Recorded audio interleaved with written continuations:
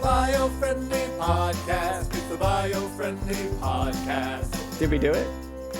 I believe we have achieved our goal. We have? Mm-hmm. All right. Well, this has been the Biofriendly Podcast. Thank you so much for joining us this week, Remember guys. to tell your friends. Can't do this show without you. It's actually a good idea because probably a lot of people miss that. They probably missed that part. They probably get to us like kind of being like, well, it's time to wrap it up. And then they hear us hem and haw over what are our tags? And like, I can't. I can't listen to this crap again. I am going away. I can't brave this show anymore. Yeah, so they leave. Right, so we should right here at the top of the show. Thank 'em. We were joking Yes. that this is the end of the show, but actually you are at the beginning of the Biofriendly Podcast. Welcome. Yes. Yeah, welcome. And by the way, if you're new after 4 years, get with the program. But welcome. Been a minute. Everybody else has heard of the show. Everybody's heard of the show. I am Jacob. And I am Noel. And we are brilliant. Wild Stallions! We are Wild Stallions.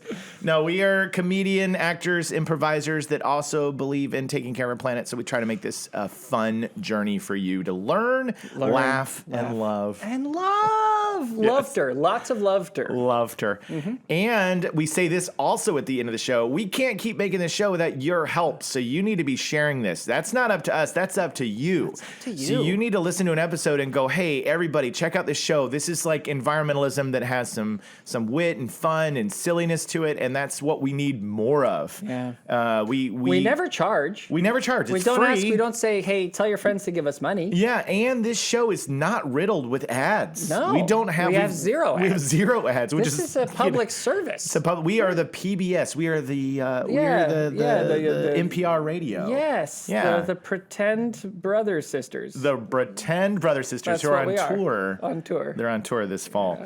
Yeah. But anyway, so share, comment, like, subscribe. We're all over the social medias. Anywhere you go, you can look for Biofriendly Podcast, Biofriendly Planet, which is our website, and we really, really need your support. And don't give us that nonsense that we're not on a platform. We're everywhere. Because we're on all the platforms. We are everywhere. Everywhere. Do Everywhere. you do Stitcher? We do Stitcher. We do Stitcher, yeah. Even the most obscure ones. There are services that they push us to that I've never even heard of. No, they don't exist. They don't exist, Yes, but we're on it. But we're on them. We're on them, even We're if they're on not 'em. there. Yeah. So- We're on Bush Madness. Yeah, we're on Bush Madness. It's Yeah. one of my favorites. It's sponsored by Bush, the brewery. Anheuser-Busch, yeah. Anheuser-Busch, yeah. That's one of my favorite shows. BUSCH Madness. Yeah. Yeah. I love that show. It's a great, fantastic show. Fantastic show. magazine. Exactly. It's nostalgic. Yeah, it is. It's really nostalgic. Yeah, the 1970s were better for it. They were. Yep. But now we're here. We're back. And there is a variable, I know that 99% of you listen to the show, so you may have never even gotten a chance to witness, but there is a variable that has changed this week. Yeah. And it's been hard for me to adjust, and it's been hard for my colleagues to adjust. Hardest for me to adjust, I think so. to this, because you didn't get to see it. Yeah. Yeah. Jacob is now just a regular guy. Yeah. He used to be superhuman. Yeah. He walked around with a mustache that it was emblazoned across his upper lip. And he would hold that thing proud and high, and everywhere we walked, everywhere we went, people would stare at him and they would go, yeah, this guy gets it. I got everything free for a week. For a week. Everywhere I went. I would go in and order a coffee, and they'd go, it's on the house. And now, it's not that I'm disappointed in you. I feel probably sound like I've been disappointed in you because I keep saying to you that I'm very disappointed. Feels like you are, and you've said it repeatedly. Yeah, that you are disappointed, it's not that I'm disappointed in you. It's Okay. that I am disappointed in the rest of us. Right. Because we couldn't do it. We couldn't keep the mustache. And for a minute, I thought, Jacob will be the one. He's gonna be the guy. Every guy thinks they're the guy. Yeah, they think they're the guy for a minute. They think that they can pull the sword from the stone. But they get there and they go, and it budges an inch, and then they give up. They can't get it out. They can't get it out. Yeah. And if you want to get it in, you have to shave that mustache. You have to. It's true. Yeah. That's very true. Yeah. And that's the thing is I enjoyed having it. But we had many discussions about how from our generation, mustaches have this weird stigma with the majority of the ladies in our life. Most of our wives and mothers and everybody from our time kind of view it as a gross thing. Like, please get rid of the stash. I am not insulting anybody who's driving right now I think that young with people, their gorgeous mustache. This is something that I learned from you when you went to Coachella. Right. And then I started noticing as I actually opened my eyes for once, because I usually keep them closed. You do walk around closed. I try not to pay attention to what's very happening dangerous. outside. Yeah, I walk into a lot of traffic. Very very dangerous. Yeah, a lot of people like in walkers that I run into. Yeah, you need to stop it. I've Open stomped a couple kids. your eyes. Yeah, it's pretty bad. I'm going to start walking around with my eyes open. However, once I opened my eyes, I noticed, as you had pointed out, that actually for people under the age of like 25, maybe 30, Yes. mustaches are kind of just common. It's like everybody's It's all got the them. rage. Yeah. It's literally the look. But you want to know something crazy? What's that? It's not as awesome when they No, do it. it's not, because it has a I don't know, like the moment you don't make it like a real strong, bold statement of like burliness, it loses something. I think kind of too artsy. Yeah, is that wrong? Am I crazy? No, I think you're right. I think look, that's why it becomes. There are a lot of people love it, and a lot of people, these. Sure. They're and so I'm not saying don't wear a mustache or even that it's wrong. I'm saying I'm the problem. It's me. It's me. It's the way I view the mustache. Taylor Swift. Yes, and I view 2022. I view it kind of like this, and we're guys who grew up watching movies like City Slickers and like seeing the strong men and that kind of stuff, and so it really represented kind of this like this tough guy, strong guy. And well, so Bruno Kirby was not. That's the name of the actor in City Slickers, right? Who has the huge stash. He is not. You look at him and you'll go, "There's a guy who's going to whoop." No, not a guy. You don't think that. No. But in that movie, when he's got that mustache with that, with that cowboy hat out there on the horse and the whole bit, I'm like, man, Bruno Kirby. Yeah, you go. That guy can get it. That's me out there, right? That's me. I'm a regular dude, but with a stash on a horse. Suddenly, I'm a man. I'm looking off in the sunset, and I'm going. Got to get back to the farm before sun goes down. And you start. We don't bring these cattle home. Nobody's eating for months. And just something washes over you. You do. In the desert too. Surviving in the desert where there's no water. Totally. Your survival the only thing instincts. to eat is a lizard. Yeah, and you can't get internet, so you stop using your phone. So you stop using your phone. Yeah, can't get signal. Yeah. So anyway, so you don't have a mustache. I don't have all one. the young bucks out there who are, they still do. Enjoy them. Enjoy your mustache while they last, because in about another 10 years, all the culture will go against it. Yeah. It'll be like no more mustaches. Well, enough preverts will have a mustache. Don't worry, they've always got you covered. Yeah, because it's the only way you can go like this.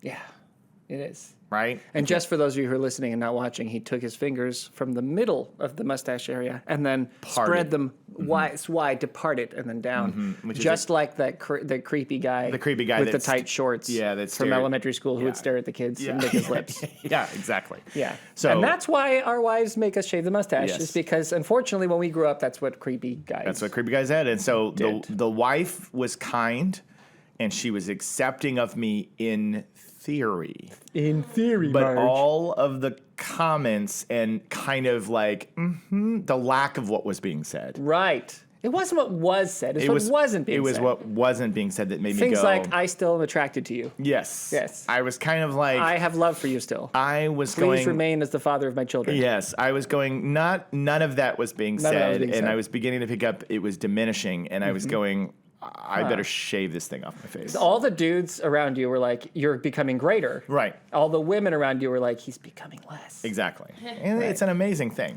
Yeah. And Veronica has an opinion on the mustache too. What's your opinion on the mustache? I like it. I don't prefer it, but I like it. She doesn't prefer it either. Even Veronica didn't prefer it. And she's young. And she's young and cool. Yeah. Not like super us. cool. Yeah. Yeah.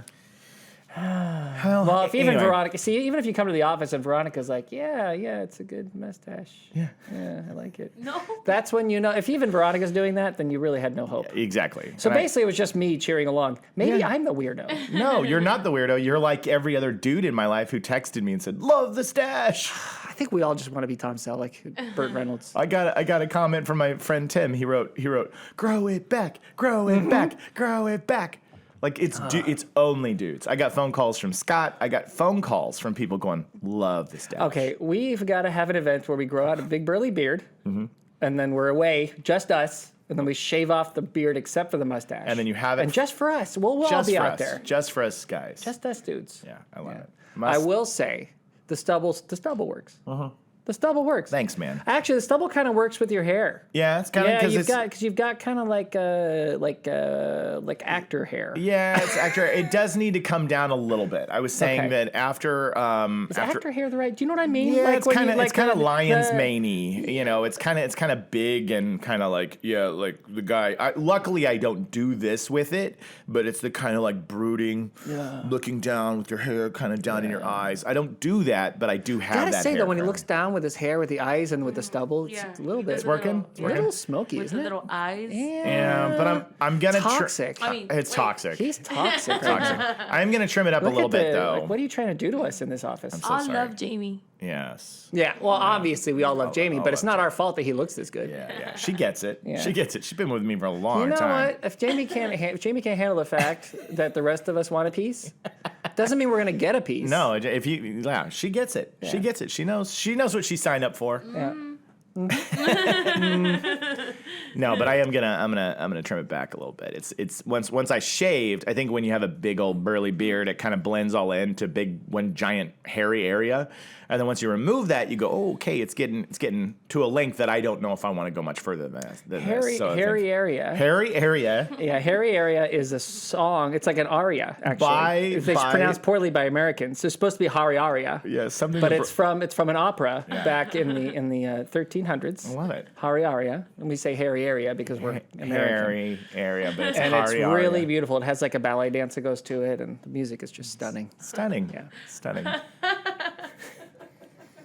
Well, that's the show, folks. That's the show. Thanks for listening to the Environmentalist Podcast. If you are new to the show and you were like, why aren't they talking about the environment? This is normal. This is we have to warm up. We got to warm up. If you want top quality content, which is what we give you. You have to let us warm up. Yeah, and that's the thing, and this is worth mentioning. None of this is scripted. None of this is prepared. It's all by the seat of our pants, and we leave in mistakes. We leave in the mess ups, the flubs, because we think it's more fun with our background in comedy and improv to just kind of wing it. And so we'll have these things like this happened last week, and I aired the joke in all of our socials because it was a perfect moment. I'm calling it out because we were talking about lawns and no mow May, and we had this setup for a joke. And if you were to watch this show and have no context, you'd be like, oh, those guys have writers and there's somebody who put it together to know that bit was going to happen. But Noel and I have been making content together for 15 years, far outside of the Biofriendly Podcast. And we had this bit about bee hotels. And then I said bee motels. And then he said bee mustache. I mean, we went back and forth. And then it leads up, joke. And then Noel says, we've got queens in every room.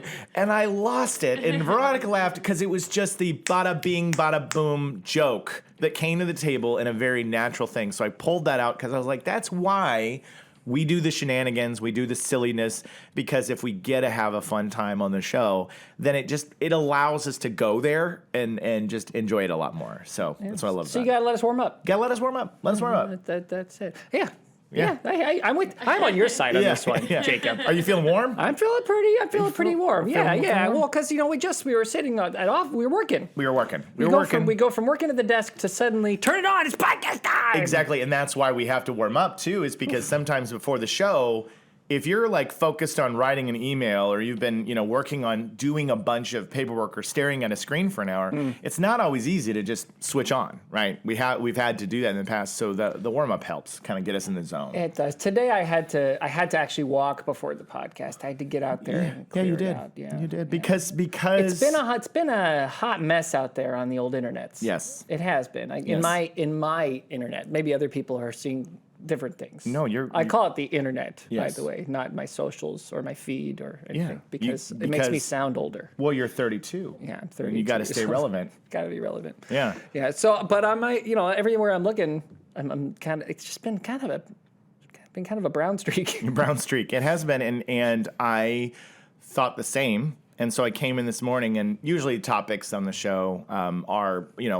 I find something in an article that I think is cool, and I go for it. And oftentimes it's a surprise for both Veronica and Noel. They don't know what's coming. I'd say 95% of the time they don't know the subjects until we get there, which makes it always for fun because it's like the discovery. But this was an occasion where I spent yesterday doing a little digging, and I was like, well, we also had to start earlier this week because somebody's going to Boise, Idaho. Boise. To watch the Western National Championships of Gymnastics. Yes. And not to pat someone I love on the back, but it might just be that my daughter is competing in the Western Nationals for gymnastics. You have a very talented gymnastic daughter. She's a baller. She's good. She's amazing. College is talking to her and stuff. She's incredible, and we're all very proud of her. And I have known Jaden since she was born, and I've seen this entire journey as just a friend of the family. And it's absolutely a joy. You're a little more than that at this point. I'm a frunkle. When everybody left, you basically became family.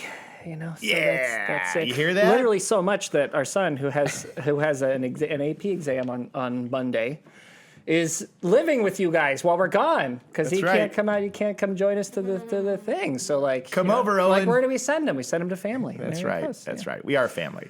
So Jaden is in this, and it's going to be amazing, and I'm very excited for you. Yeah. And you're because of that, you're going to be gone. I'm going to be gone when we would. So it pushed everything back, and Jacob was like, we probably got to record a little early just to make sure. Make sure we get everything done. And so when it's earlier in the week, the subjects, sometimes it takes a minute because if you open up environmental news, and even I have 15 different websites, including our own, that I pilfer through for good top quality content. Veronica does too, but in one tab, one set of tabs. One tab. On a exactly. browser. But I'll go researching, and I will run into a problem, which is either it's constant, like these aren't very uplifting, or it's subjects that we've covered. Because you've been on since 1823, you've covered a lot of topics. It's a long time. It's a long time, 200 years, folks. Right. So you're trying to be original, and you're trying to be unique, and you're trying to take a new spin on everything, and then you realize you're like, I can't do this. So I walked into Noel's office, and I was like, I got a couple, but I need a little bit more time to do some digging. And that's where we talked about this. That's when I said the world has been a little bit, of funky thing. A little bit funky, a little bit. Yeah.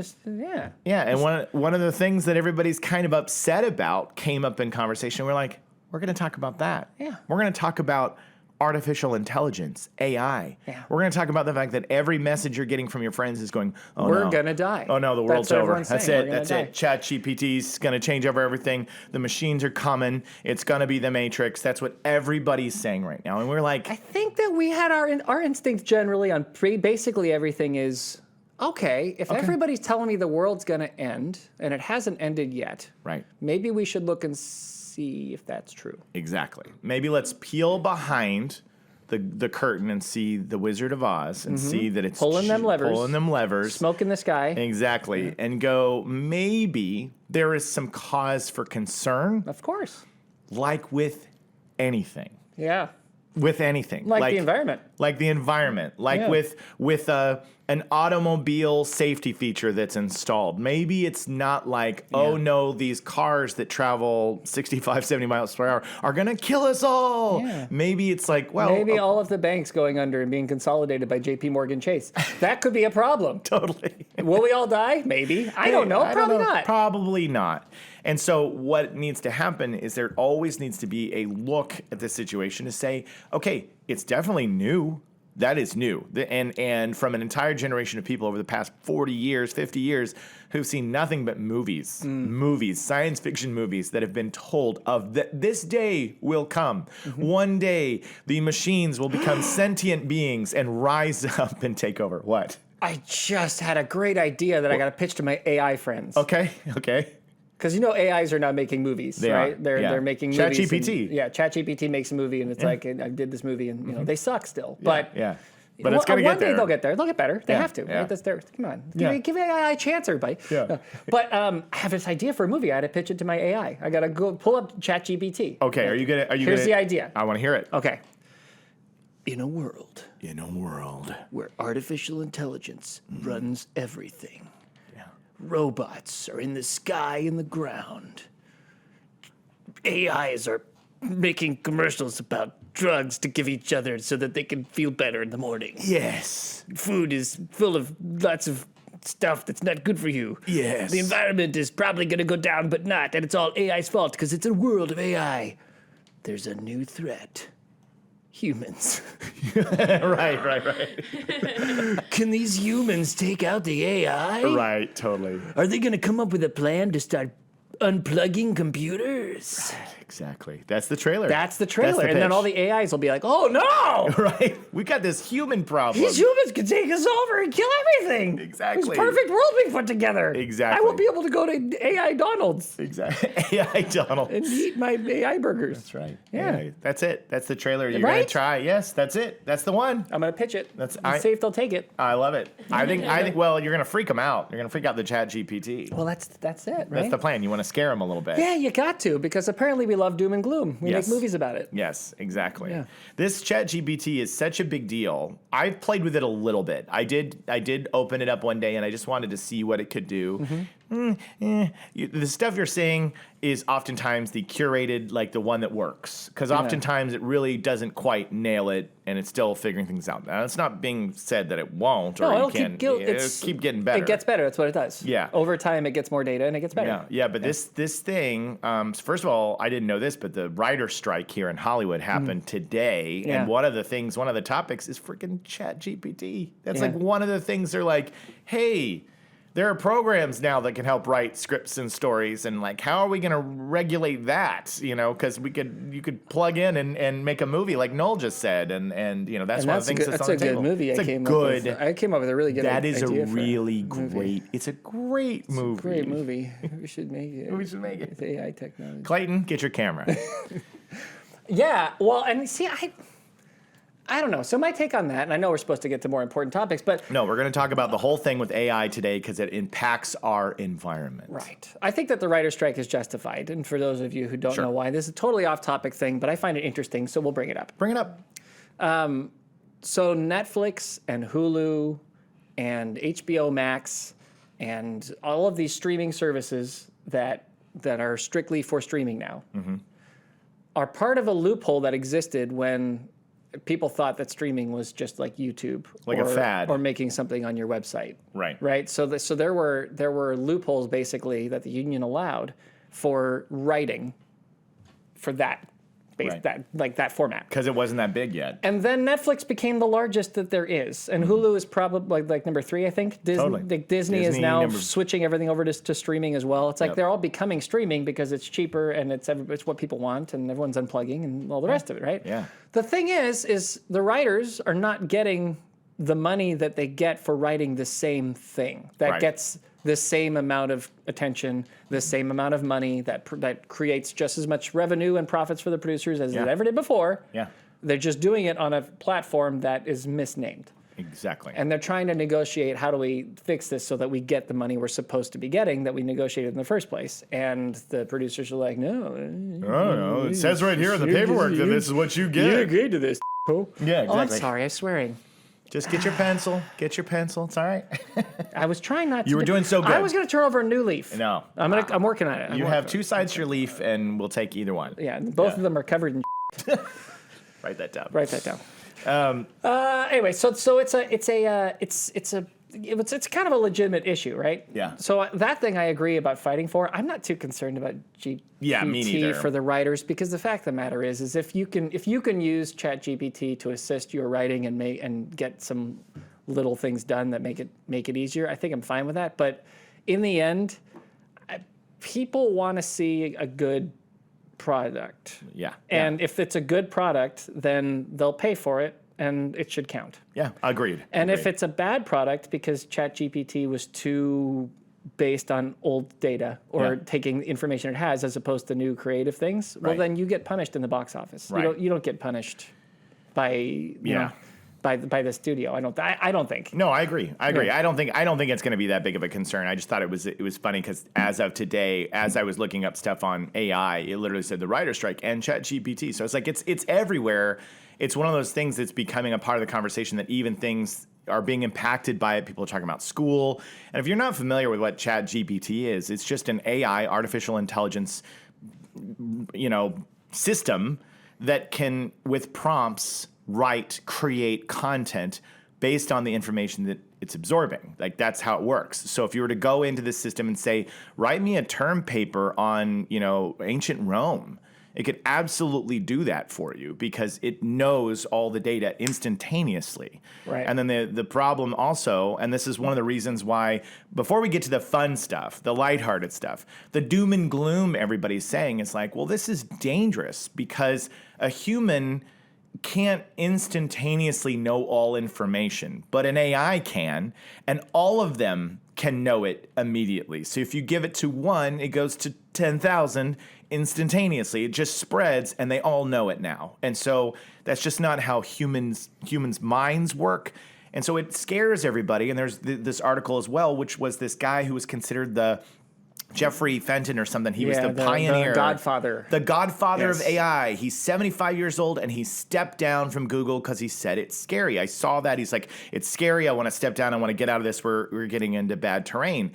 And so this is all that we're reading about AI all the time is to be afraid. We grew up with the Terminator, like, oh no, the machines are coming. And so we thought, I just think it's a good time to just, hey, let's hit the pause button and say, there are concerns. And I got to tell this guy, Jeffrey, I don't care that you're 75, you're the godfather. Yeah, thanks for quitting.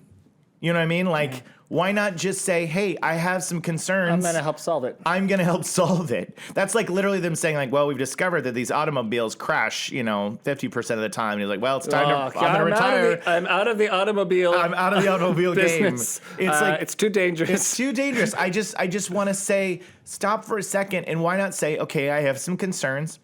Let's form a board.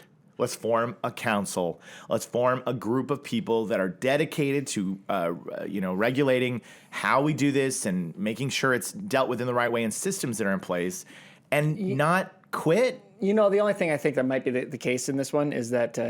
I know I'm being cruel to a guy that I don't know. He's 75, for God's sake. Sure. I think and I actually I'm sympathetic to the point of view. Okay. I think that the wrinkle, I suppose, in that, and it happens a lot in situations like this, is where you've got somebody who can do this and make this thing happen and be on top of this, who then wants to still father it and still be like, look, we've got to do this, we've got to that. Start up the councils you're talking about, start up the security, like put all that in place. Yeah. Except now you're dealing with an arms race between Microsoft and Google. Right. Where Microsoft has a huge head start. Google's afraid they're going to lose their monopoly over search. Right, which is how Google remains the king. Yeah. So Google is pushing everything they have into we've got to catch Microsoft, and Microsoft is pushing everything they have into we have to get ChatGPT moving as the primary search for Bing, so that everybody switches. Right. Because then it's better. Right.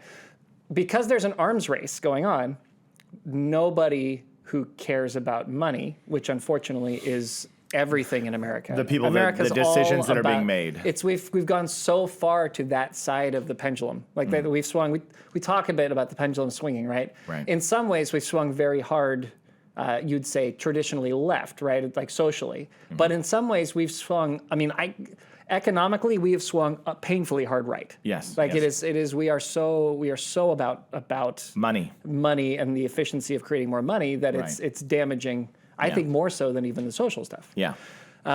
So that problem means that even if you are the godfather of AI and you have concerns and whatever else, you're basically being told, shut up and do your job. That's what I was going to say is that you're right. And when I was giving this guy, Jeffrey, a hard time in jest, like don't quit. Yeah. I know that in 20 years or 10 years, if they make a movie starring an actor playing the head of Google about this whole story, there will be a scene. Starring Liam Neeson. Yeah, Liam Neeson. I've got a very specific set of talents. Yes, exactly. I can program AI.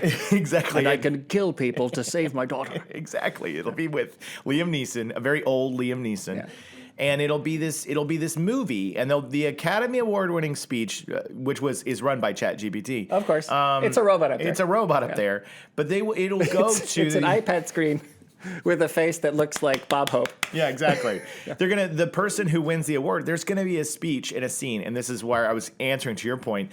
This guy Jeffrey, as always in these movies, there's a guy who's like, we can't do this. It's irresponsible. It's dangerous, and the people in power are like, be quiet. Today's your last day. You know what I mean? It's like it's like we know why he had to quit because nobody's listening, nobody's caring. So he's going, I can't do this because it's gonna feel like I have blood on my hands. Right. So I have to step down because I can't have my name associated with where this goes anymore. It's also hopefully I think a statement, right? Yes. Like when back when there was the COVID was going mad and there was the beginning of, I would say, the most crazy back and forth on vaccines and all the rest of it, right? Yeah. And they were first talking about boosters. The two top FDA, like the two number 1 and 2 at the FDA resigned because of the way that they were pushing through the boosters without allowing enough research on them. Okay. Right. I don't. This is not a vaccine statement. I think do what you got to do. So this isn't about that. It's just to make a point.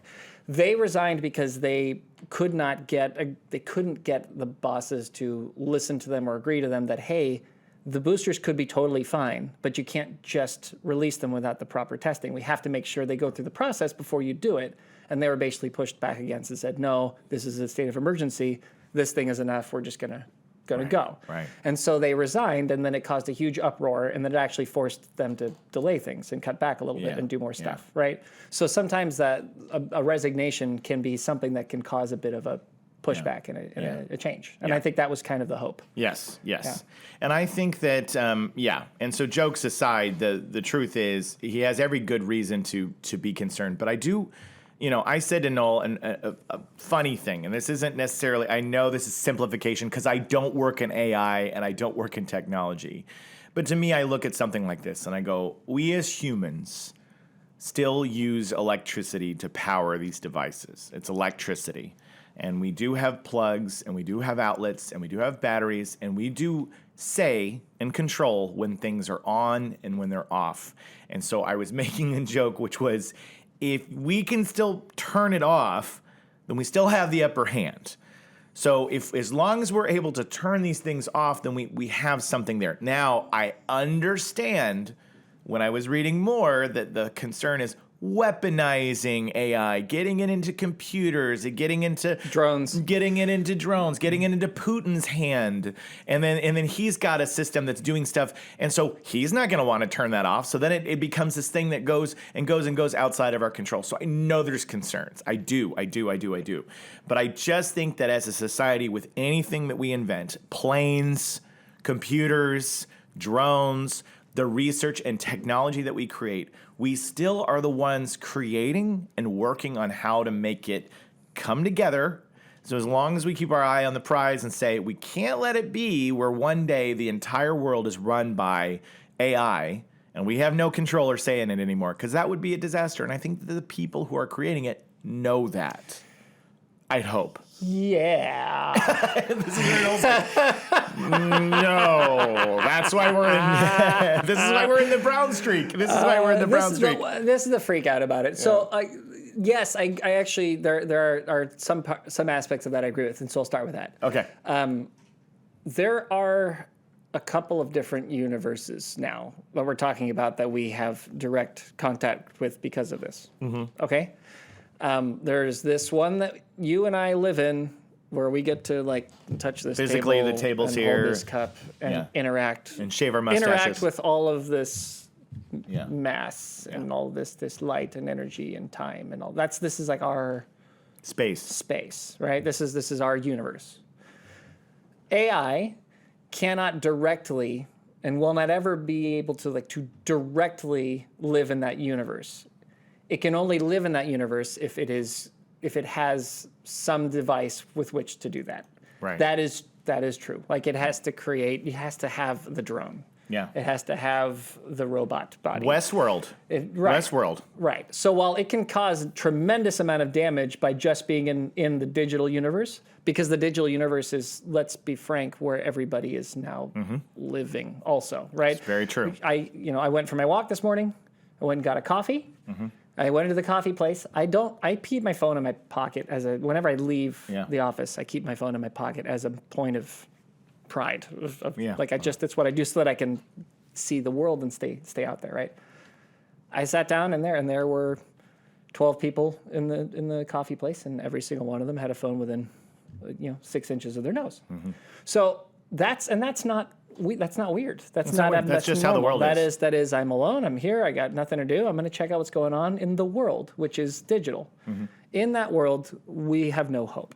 We will be completely dominated over time by AI. Yeah. The question is, will we be able to keep AI as a tool that we use, like a calculator, or will AI make its own world and do whatever it wants and shut down things we want to do and take away our money and all that and whatever, do the thousands of things it could do. Yeah. I think that there's reason for optimism, and I think there's reason for worry. Pessimism. Yeah, there's both sides of this coin. Yeah. For sure. And so your concerns are valid.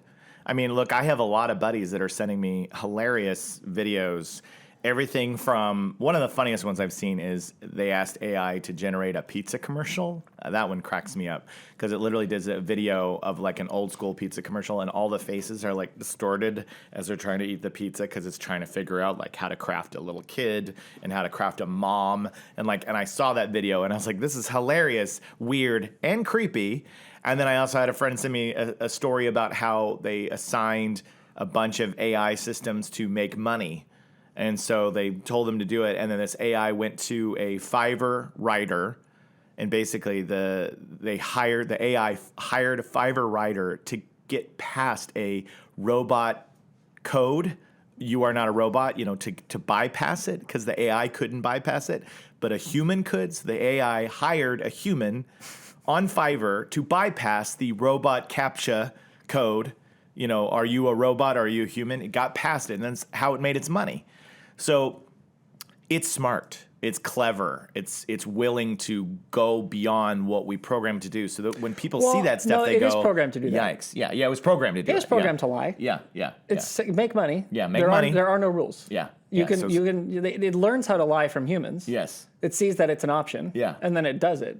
Unless you say don't lie. Lies are not allowed. Right. Unless you specifically cut off that portions of what it can do. That code that allows it to. Which we still can do. We can still do that. To your point. Yes. Right. So it will be interesting to see what happens over time. Yes, because the people who have good intentions in their heart, I think that they see these concerns and they want the right thing to happen for our generations to come, to our grandchildren and in the future. Yes, there are criminals. Yes, there are people in the world that want to use it for for evil. And they will find loopholes and ways to get the AI to lie and deceive and to do the things that they need to do in order to steal. And that will exist. But we have faced these kinds of challenges with a lot of technology that we create, from transactions through banks, through digital transfers. We are constantly learning and growing in this space that's not our space. And so I am here to say that while we figure this out, there are good uses of AI, and we're going to talk about those. Okay. We're going to talk about some good uses. The longest segue. What was this? So that was the topic. That was it. Exactly. It was. We're here to talk about AI, and so I was like, it's worth us talking about the concerns, because everybody's covering the scary stuff. Everybody is. But there's some cool stuff, and I want to, I saw an article that came right at the top, and that's how this really even came up. It said, "Unleashing the power of AI to protect coral reefs." That was the first thing I saw, and I know my buddy. Sounds good for the environment. Sounds good for the environment, and Noel loves coral reefs. He's crazy about them. They are my jam. Yeah. So understanding coral reefs' intricate structure and biodiversity is paramount to their conservation and restoration. Traditional methods of mapping coral reefs can be laborious and limited by the challenges of underwater habitats. Enter machine learning, the cutting-edge technology that can revolutionize coral reef mapping. So machine learning algorithms can analyze vast amounts of data from diverse sources such as satellite imagery, underwater cameras, and environmental sensors to create high-resolution maps of coral reefs with unprecedented accuracy and detail. So this is a place where the machines can do things that humans are not capable of swimming however many thousands of miles of ocean at depths that we can't get to, or for whatever reasons. And here's a way that we can go, okay, we now know the what's happening in these reefs, what's happening with the temperature. We can see it from space. We can see it through these devices that we put in the water. We can measure it. And so now we know what we need to do, which normally with human research would probably take hundreds of years to compile all that data. So that's a exciting, positive thing. We could save more and more reefs, understand how to protect them, And that's with AI right there. That's terrific. Baby. That's machine learning. Terrific. Yeah. So, but I have more. I mean, go ahead. No. Let's say, chime in on that. Okay, so let's go back to something a lot more simple. I mentioned it a little bit earlier, but a calculator. Okay. Yeah. Okay, so it's not that the greatest mathematicians on earth don't need can't do the math, can't figure out how to handle the complicated math given time. They can, they have to. That's like they have to understand the math to use the calculator. Yeah. Particularly these graphing calculators that exist, right? They have the calculator so that they can speed up what they're doing and get rid of some of the monotonous work that gets in the way of the important stuff that they actually want to get to. That's right. So the calculator is far superior at doing math calculations to the human brain because it's been designed specifically to do that. Yeah. It does that and only that. It doesn't worry about breathing or walking or relating with people or being afraid of the dark. Yeah. It just does. Does it. Right? But that's what it does. So you can use that tool to do awesome things. Yeah. So here's an example of you want to help the coral reefs. There are some complications in trying to map it and see where things are worse off for the coral reef, where things are improving, where the life is. It's difficult to do. It's difficult to do. But if you have something that is specifically tailored to do that and does it perfectly, well, then that saves you a lot of time when you're trying to figure out, okay, with this information, what should I do? Right. And I think that's where humans, need to kind of understand that there's probably still a place for us. Yes. Like Noam Chomsky had a really interesting take on AI and the way it does it. It's not the same, and maybe I've said it on the show before. If I have, I'm sorry. But Please say it I'll again. repeat it again. AI doesn't work the same way as the human brain. Right. It doesn't.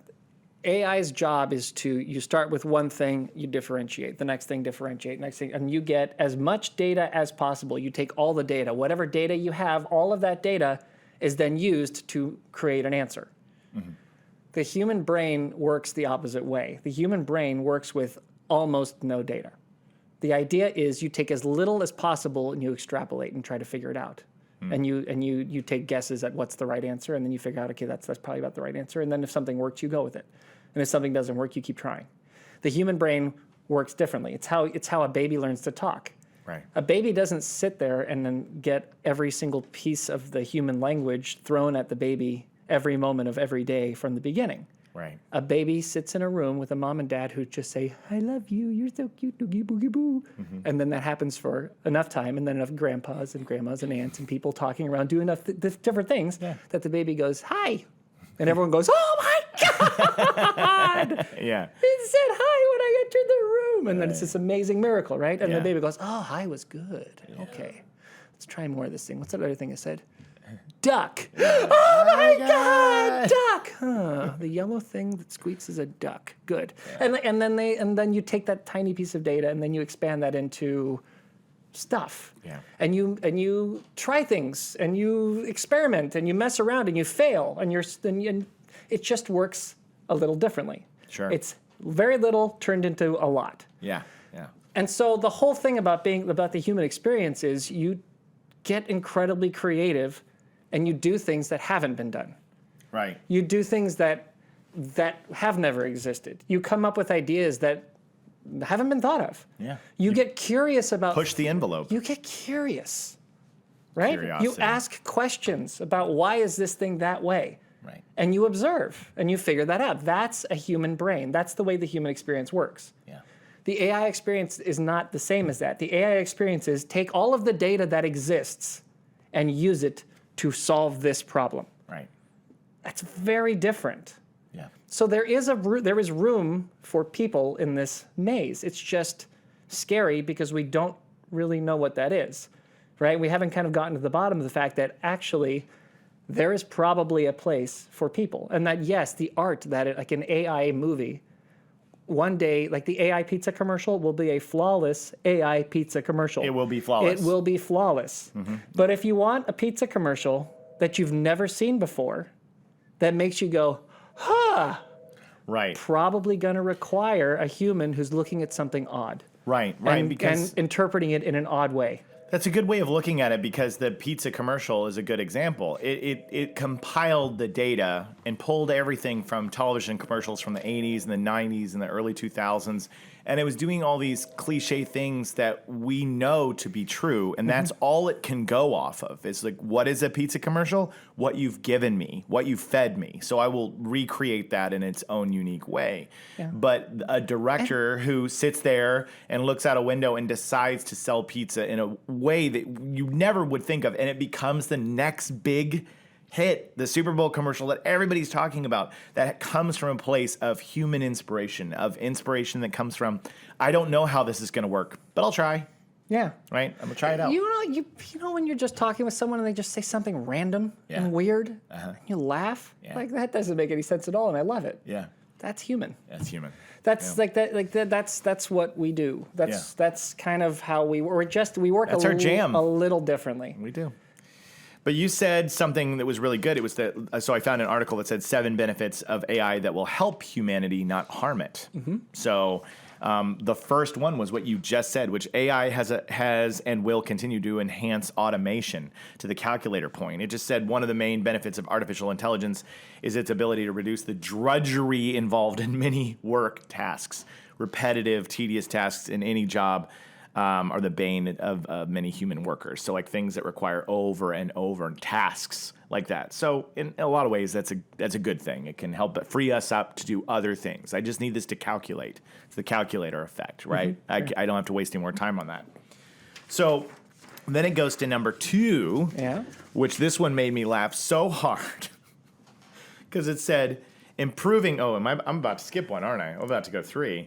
Let's go to 3 because it was what made me laugh so hard. And then I'll go back to 2 just because I already said it. It was funny. Because orders are for suckers. Because orders are for suckers. Improving weather forecasting is another way AI can benefit humans. And it made me laugh. Oh, my God. Because we have this ongoing joke. Because humans are guessing. They're guessing. We have this ongoing joke. And I know if you're a meteorologist, you're probably going to contact us now and be angry, but whatever. Already the mustache people are mad. The mustache people are furious. But like we make jokes all the time because it does seem like some days that the weather people are guessing and making it up on the fly. Dead wrong this whole time. Winter season. Yes. We keeps saying to us, not going to rain today. Not and we walk rain. in and it's dumping on us. Yes, exactly.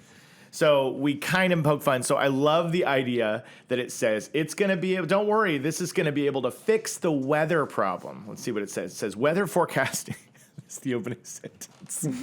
Weather forecasting is a highly complex and needs computing and deep learning networks to sift through and analyze large data sets infinitely faster than humans ever could. You can see the guys like, stop yelling at me. Stop yelling at me. It's a very complicated data set, okay? There's a lot here to look at, and it's constantly changing, and then the moment I figure it out, the storm's already gone. Exactly. So just give me a break.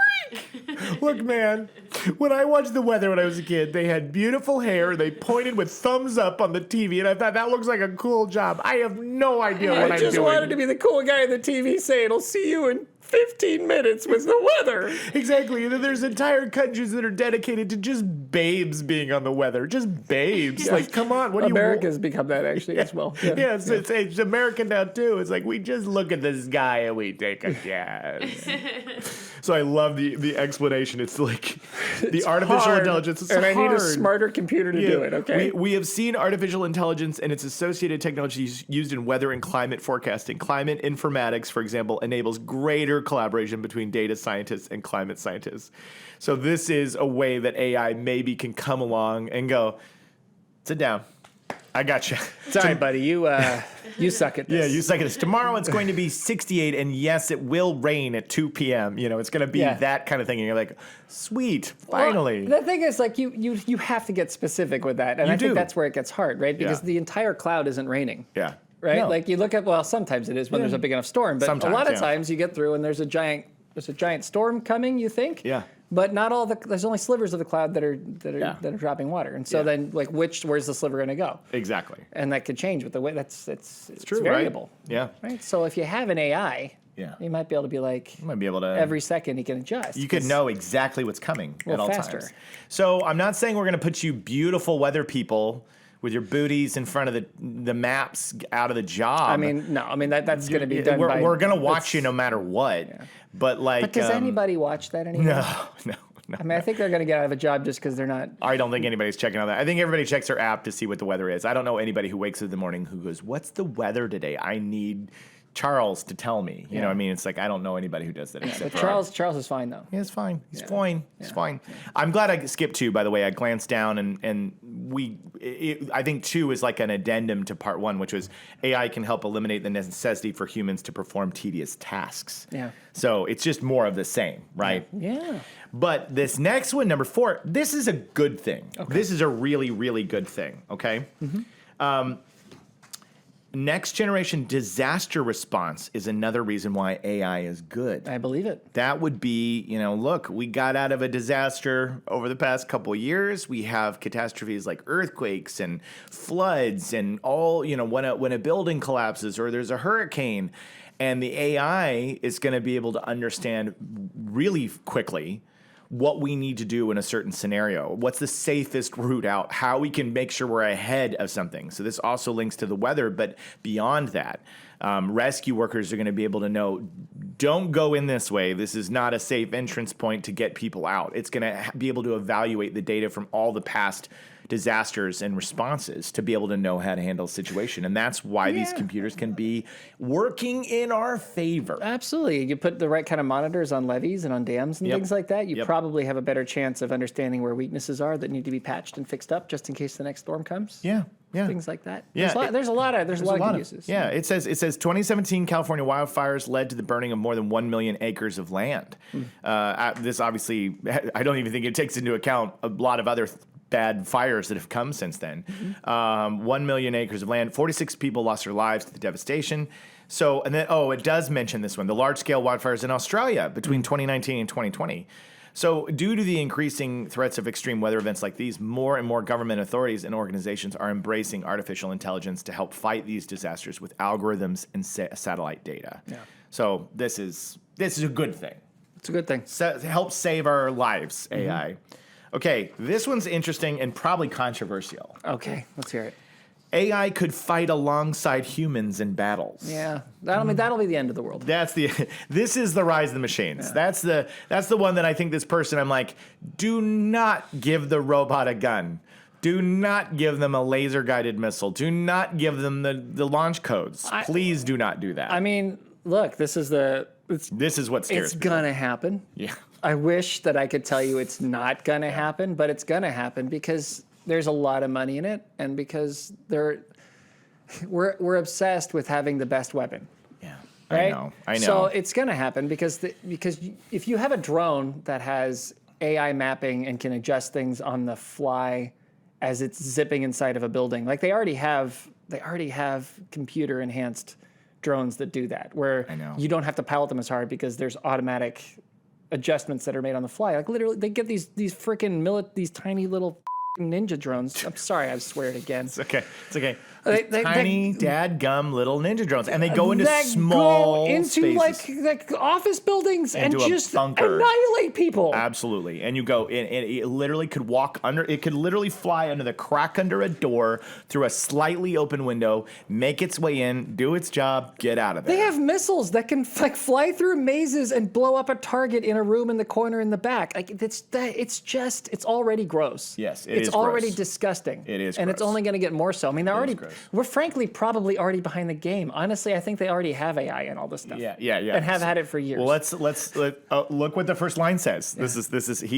This author is predicting what we said. It is a common trope that AI will one day be the end of humanity because robots and machines will destroy and enslave us all. I don't know about that. Yeah. But go ahead. Yeah, but that's the trope, right? That's like, oh no, this is what's going to happen. They're going to get us and we're going to be enslaved. However, robots may just be the ultimate human companions in war. This is the take here. So this isn't my opinion or Noel's opinion. Friendly. Yeah. AI shows immense promise as a potential application in war. Yeah. So according to this author, Paul Schar's book, Army of None. According to Schar, militaries and machine intelligence are expected to work in tandem to conduct wars. This would likely mean AI and robots taking on the more dangerous roles in combat instead of putting human beings in the literal firing line. Needless to say, there are some very serious ethical issues to work out first before we give AI the ability to potentially take life. Yes, this is tricky, gross territory. So I actually trust the computers more than the people. Yes, that's true. That's true. With this military, I know that sounds nuts. No, but the fact of the matter is is when you're building something with logic. Yeah. The reason that humans kill each other is because humans have financial or resource interest in a thing. Yeah.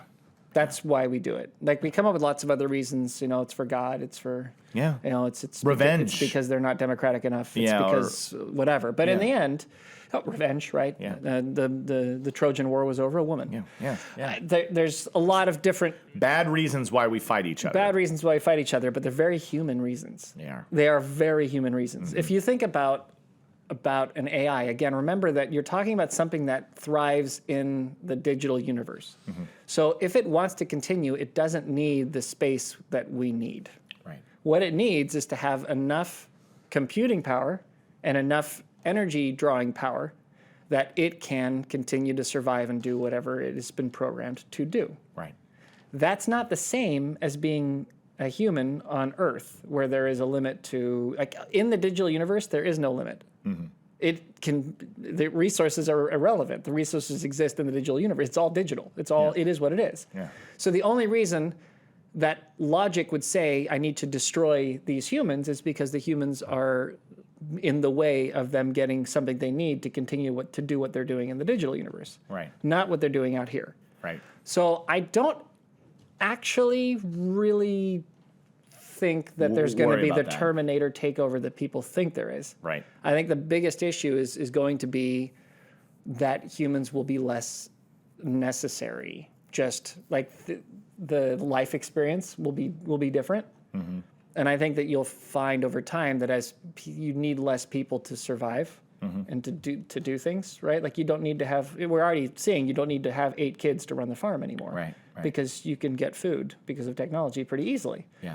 You're already seeing that when people are more educated and they are having more white collar jobs, they don't have as many kids. Yeah. They don't need them because the desire isn't the same. It's more like I want to be responsible with my time and make sure I give my kid this experience. Yeah. It changes. Yeah. I believe that if you find that the only jobs that are available are ones that are based on creativity and philosophy, on exploring the secrets of the universe and whatever else is happening, or creatively expanding what we can do, where we can go, once that becomes what you do, because let's face it, marketing. Yeah. Yeah. I know this is something you and I have to do a lot of. Marketing is not going to be a thing. No, it's not, because AI AI hit can a button and AI it'll can do it. it better. Yeah. AI can do it better. There's Absolutely. no question about it, because marketing is based upon data analysis. Yeah. It just is. Exactly. Yeah. So now making the interesting commercial or whatever else, you'll need someone for that. Yeah, you probably. need a creative person. You need creative people. Yeah, but that's true. all of these white collar jobs that these rich douchebags, who live in the fancy cities with the fast cars, those are going away. Yeah. Those are gone. And that's why which I think is a nice little equalizer for the rest of the people on Earth. Totally.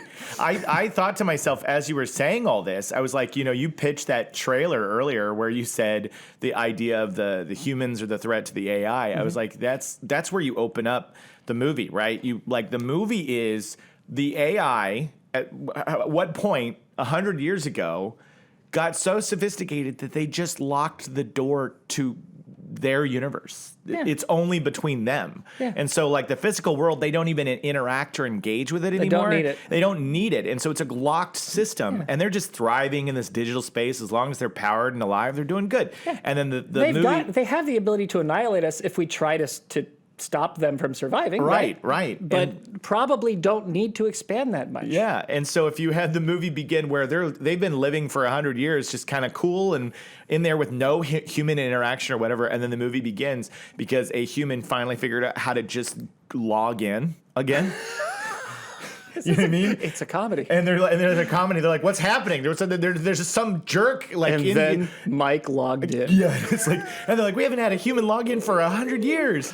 And it's out there in the world, it's literally it's like farming caveman. There's no phones or TV or anything. It's just back to the primitive era. And then somebody logs in, and the whole thing is about the internet, the digital world Right. is trying to keep those guys from coming back because it was a disaster when they were last time. And frickin', Mike from Wisconsin. Yeah. Is in there, just like saying like, oh, Fruit Loops, man. What? Oh no! Imagine if you taped a bunch of Fruit Loops to the ceiling and used that as your roof. Yeah, right. What are you talking about? Do it, dude. It's cool. They And don't then make the any AI's sense. like, this is amazing. Yeah, We this should is- start putting Fruit Loops on our digital ceilings. Totally, he And then they brings just start in losing. Like AI creativity. just starts getting super wild and crazy. Yeah, because they haven't had any new data in 100 years. Because they're completely, their whole world is ripped upside down and then slowly but surely. Completely efficient and perfect for what it is. Yeah, so if you want to make that movie, call us. Let us know, because I think that would be hilarious. 1-800 Biofriendly Podcast. Biofriendly Podcast. Yeah, so I think I don't know. Maybe I'm No, I think I'm that- kidding that- myself, but I think that the biggest threat to this whole thing and the reason people are freaking out is because it's going to mean that we don't need as many people, and over time people are going to have less babies. Yeah. Because you only need to have enough people to do the things that Keep our keep universe this thing floating. going, right? Yeah. So people who are really good with their hands and really good at building stuff and making, and programming broken robots that are on the side of the road doing things that, conceivably we still do control, or if we don't, then I guess it's just a forklift. Yeah, right. Why are you using a forklift and building a road? I don't know. Yeah. But there you go. They don't know that. They don't know. The audience doesn't know that Audience I doesn't said something know. ridiculous. Yeah. But like I just think the world changes a lot. Yeah. I do. And I don't know that I don't agree with the idea that robots are going to want to kill us all. I think that humans will want to kill us all. Yeah. And that's where the danger is. Yeah. Is they'll get really good at it with AI. Yeah, for sure. We only have like 2 left, but honestly, I don't think we need to dwell on it too much, because I think we've kind of gotten through what I think we know, which is AI good if used for good way, AI bad if used for bad way. Yeah. That's the crux of the story, and that's why the debate is happening right now. That's why people are freaking out, stressing out. Why guys like the Fenton guy are stepping down and going, this is getting scary. But I do still think there's a lot of applications that are going to do the right thing, and there's time to figure it out. Yeah. There's time to figure it out. No, I think that, to me, the lesson here is get your kids to understand how to program things. Yeah. And get really focus on that for a bit, because the fact of the matter is it isn't really. I'm less concerned about the robots. I'm more concerned about the one who controls the robots. Yeah. Because in the end, if all of these jobs go away and you've got one person who only needs to hire 10 people to run a multi-trillion-dollar empire because of all the AIs, well, then that one person now has multi-trillions of dollars just sitting in their bank account. Right. And that's not good for humanity. Yeah. To have everything in one place that one person controls, and that person could then create their army of whatever to enslave and control us all. Yeah. That's the fear. So the only way to fight back against that is to diversify it. Yeah. To get more people to work with the AI. Yeah. To get more people to control it and to fight back and to push back against it and to make other businesses, to do other things. Like that's how you solve the problem. It's not to run away from or be scared of AI. I don't believe it will go anywhere. Right. It's not going to go away. Yeah. The smarter play is to get really familiar with it. Right. And really good with it and really good at programming it, really good at creating your own AI bots and teaching your own AI tech and making your own things, getting good with your hands and building your own stuff. Yeah. And just making your own businesses. I mean, I think people should just use it and go get rich. Yeah. Yeah, Honestly, go get rich. like to use it yourself. Don't get it from the thing from somebody else. Start making your own thing. Yeah. Yeah. And while we're pushing our children to learn how to code and software develop and getting that, at the same time, parents, encourage that, but teach them how to make a meal and fend for themselves and survive in the world. You know what I mean? In case one day that the internet locks us out, you got to be able to get along out there as well. Boy Scouts of America Handbook. Yeah, there you go. It's a very easy to get your hands on. Tie a knot. And it'll teach you everything you need to know to survive on the planet. Yeah, without computers. With nothing. Yeah. With nothing. With like a knife. Those skills are important to have too. So I do, make sure you look around the world and think, if I didn't have my phone and I was stranded in the middle of nowhere, how would I survive? Those are important things to know. Like, how do I get to water? So anyway. Yeah. we're throwing in there as well in our digital world. Yeah. But that's AI, guys. That's AI. That's AI. That's my take anyway. My take is it's not AI is not the problem. It's people. Yeah. It's always going to be people. It's always people and And it ain't going to go. It just is not going to go away. It's not going to go away. That's not what we do. Yes. Nuclear bombs aren't going to go away. No. We made them. They're here. We got to deal with it. Yeah. And they're here. We fear. Get used to it. So let's steer. Yeah, let's steer and make it The clear. deer Yeah, into the clear. Into the clear. So that we're not here. Yes, exactly. So Because I need to get the beer. get the beer. And then I grab the sheep to shear So into my Learjet where I fly to Mars. Fly to Mars. This is what we're saying, which is, let's work together. Let's figure it out. Let's put the things in place that are going to help humanity and not hurt it. And if you're out there and you're afraid right now of what AI is going to do, there's a lot of good things that I think that if we work together, we can bring to fruition. I need AI to do something about these eyebrows. Yours? Oh, You have great eyebrows. The lights. Well, thank you. But right now, it's like there's like a couple that are looping down into my vision. I can see because the light. We have these bright lights in it. Yeah. AI. Okay, well, I'll go to ChatGPT and I'll type in help Noel with his eyebrows. Can you make Noel's eyebrows? I realized that after I shaved my mustache off, I did it so hastily. I have these hairs right here in the middle that are dangling down over my lip, and I didn't notice them until I took like a bite of food, and it yanked it in. And I was like, oh, I missed a couple hairs there. So I need ChatGPT AI to help me with that as well. To keep that grizzly. Got to keep that off my lip. Grizzly stubble kicking some butt over there. Exactly. Yeah. Well, that's the show. We'll wrap it up right there. We said a lot of the stuff up top, so we'll just say it again. Thank you again for listening and supporting the show. Please share it. Yes.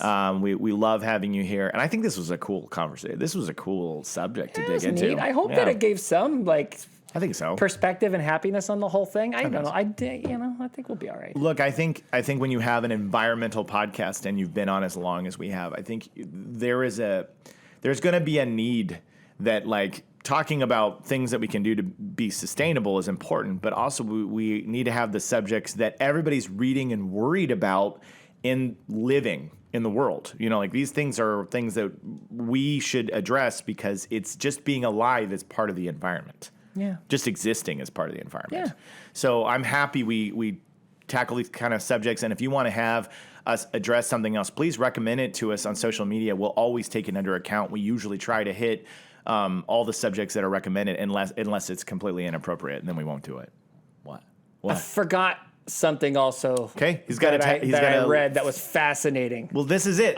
Sorry. This is only for the people who stayed till the end. So you're getting a nugget. If you already left, sucker. This is a nugget just for the major big fans. Go for it. They're already using AI to help with longevity. That's one of the live longer. One of the major things that they have trouble with is mapping DNA. Mm-hmm. And also, I saw this. Yes. Yeah, mapping DNA and extending the telomeres that basically determine your age, and that's difficult to do because there's a lot of data in there, and so it's complicated to try to sort it all out and figure out what goes where and why. And the idea being that if you have an artificial intelligence that's basically guessing over and over and over, that after enough time, because it guesses so fast, it can figure out the entire genetic code. And if you can figure out the entire genetic code, and you can extend the telomeres in our bodies, then we wouldn't age as much in our genes, in our cells. Yeah. Then, we would live as long as we probably wanted to, which would be another fascinating problem, but an interesting thing. It would definitely be a hurdle that we'd have to figure out how to get through. But it would also be really nice to know that we could stick around for a little while longer. One of the reasons that rich people are so obsessed with AI. Oh, wow. Okay. Because they want to live forever. They want to live forever? Yeah, that's right. Well, that is fascinating. Well, that was a nugget for you hardcore Biofriendly podcast fans. So there you go. Got a little secret. Maybe we'll address longevity and living or whatever on a future episode. That's an interesting idea. Man. With that, we are your beacon of light in a gloomy environment. Bringing you top quality content since 1823. Science without the shaming, stiffness.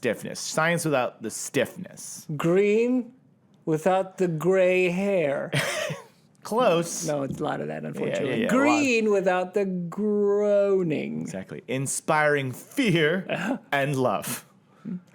This show is about patients. That's it. Not the kind who live in hospitals. No. But the kind that comes from your heart. That comes from your heart and makes you wait a little longer for Wait a stuff. little longer. Yeah. And then is this the new one? Yes. Okay. I literally. Okay, she has to play charades. Okay, charades. There we go. Charades. Okay. So right now she's I just was gonna say yawning. the first word, and I know you're gonna know. Okay. One word.